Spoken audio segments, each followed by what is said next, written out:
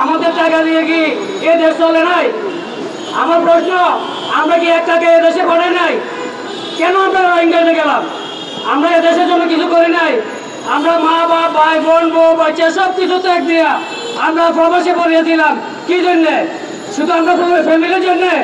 আমরা দেশের স্বার্থের জন্য কিছু করি নাই? কি বলবো, এখান থেকে সকাল থেকে বলতে আছি, আর কি বলবো ভাই, আমাদের মনের দুঃখের কথা।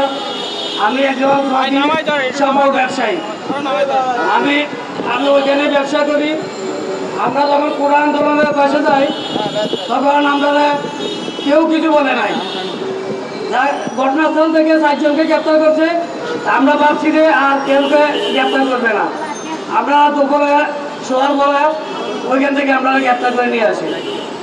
গ্রেপ্তার করার পরে 1 মাস 18 দিন আটার কারণে রাখার পরে এর মাঝে দিয়ে বাংলাদেশ দূতাবাসে 2 জন লোক গেছিল, যাই সৌদি পুলিশের সাথে বা সরকারের সাথে কথা বলার পরে এরা বলছে যে বাংলাদেশে যখন ফোন করছে এরা বলে বাংলাদেশি নেলা, এরা রোহিঙ্গা।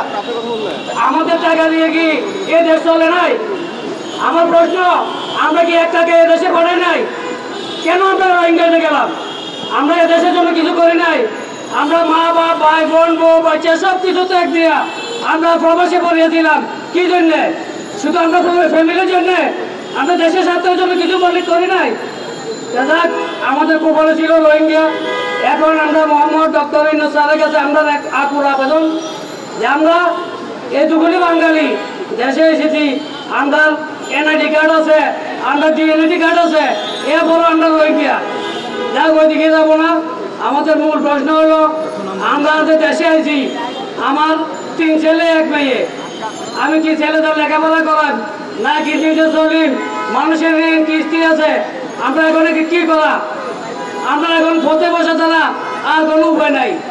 এখন আমাদের 1 মাস সময় দিলাম, 1 মাসের ভিতরে যদি ডক্টর ইউনূস স্যার আমাদের কিছু না করে তাহলে আমরা সচিবালয়ে যাব বা বাংলাদেশ দূতাবাস প্রবাস কল্যাণে যাব। ওইখানে যদি আমাদের কিছু না হয় তাহলে আমরা এই ফেস ক্লাবে সবাই এসে একসাথে সবাই আত্মহত্যা করবো।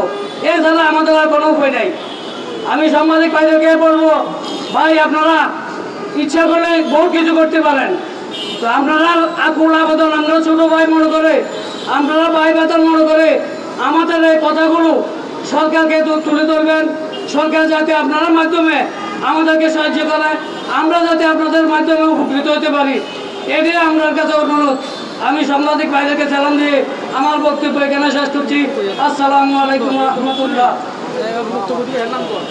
এখন বক্তব্য দিব মোহাম্মদ শারেফ মিয়া। আসসালামু আলাইকুম। আমার বাড়ি হলো চট্টগ্রাম কুমিল্লা বাবুল শরীফ। আমি সৌদি আরব প্রবাসী। আমরা সৌদি আরব কোটা আন্দোলনে মিছিল করতে চাই, আমাদেরকে চিংড়ি গ্রেপ্তার করেছে। আমাদেরকে 1 মাস 18 দিন আন্ডারগ্রাউন্ডে রেখেছে। তো সৌদি আরব দূতাবাস বাংলাদেশ দূতাবাসে কল করেছে, তোমাদের লোক 40 জন ধরা খেয়েছে আন্দোলনে। বাংলাদেশ সরকার হাসিনা বলেছে এরা আমাদের লোক না, এরা রোহিঙ্গা। আমরা কি এদেশের নাগরিক না? আমরা কি রোহিঙ্গা? আমরা কি প্রবাসী না? বলে যুক্ত না আমরা? উনি বলছে আমরা নাকি রোহিঙ্গা। তারপর উনি পদত্যাগ করার পরে ডক্টর ইউনূস সরকার এসেছে, উনি এসে সৌদি আরব প্রবাসীর সাথে কথা বলে আমাদেরকে দেশে নিয়েছে। এখন আমরা কি করার? আমাদের কিছু নেই। এখন আমাদের অনেক টাকা ঋণ করে আমরা সৌদি আরবে গিয়েছি। এখন আমার 8 লাখ টাকার ঋণ হয়ে গেছে আমার। আমি 1 টাকা আবার দিতে পারিনি। এখন আমার স্বপ্ন সব শেষ হয়ে গেল।